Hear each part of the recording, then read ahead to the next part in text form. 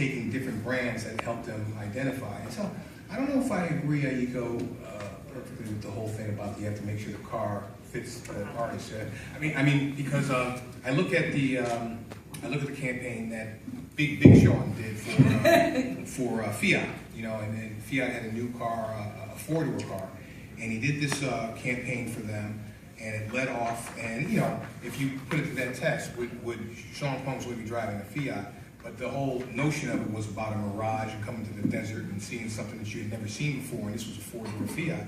And you know, Fiat went ahead and reported their best quarter ever, and they attributed it to that car. I mean, attributed to that commercial and the campaign that they run. So I think there's a number. The Blake Griffin one with Kia, you know, that's just another one where I'm not certain about. Yes, but here's the thing: the difference between both of those commercials is you didn't have Blake driving a Kia. You had Blake jumping over a Kia. And Sean, you had Blake driving a Kia. Not only is he driving, and Sean was not driving one. Sean was not driving. I think this is the Mirage, the Fiat Mirage. I think spot was fantastic because it was a Mirage. But but I think Sean, Big Sean, the real Big Sean, is a complete sort of unique situation because he's hip hop's best salesman, right? If Diddy say Arrowhead is the new water, I might try that Arrowhead, right? Because he's established himself as I'm cool, and if you whatever's next to me is cool. So I think he's a unique guy that can only do that. I don't think there's a lot of artists out there that can kind of get away. Like Jennifer Lopez did the Fiat. Jennifer, come on, please, give me a break. Well, this puts me in mind of something that happened, I don't know how many years, maybe a decade ago now, Tim will back me up. When Sting needed to do a music video and Jaguar needed to do an ad. And they put Sting in the campaign driving a Jaguar, and that became his music video for Desert Rose.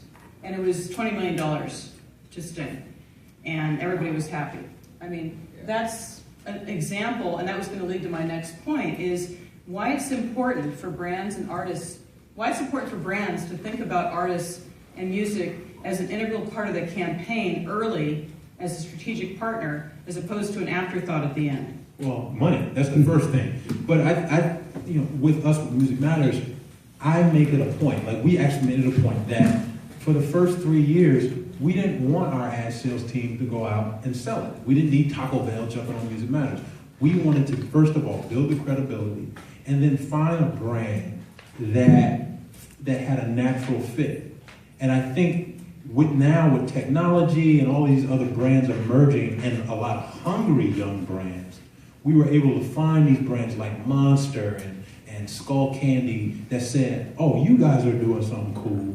We're doing something cool, and it's a beneficial partnership. Mm-hmm. But look, okay, so let me pick on you a little bit though. So like that's the problem with us as programmers. So we say, oh, we don't want Taco Bell, right? Now Taco Bell, they happen to have a program where they give struggling musicians cards where they can go after they've had a session, they can go to a Taco Bell and get food, you know, and they have this kind of support, feed the band. Mm-hmm. It's called the Feed the Band program. So by that notion, they're exactly the kind of brand that you want to work with.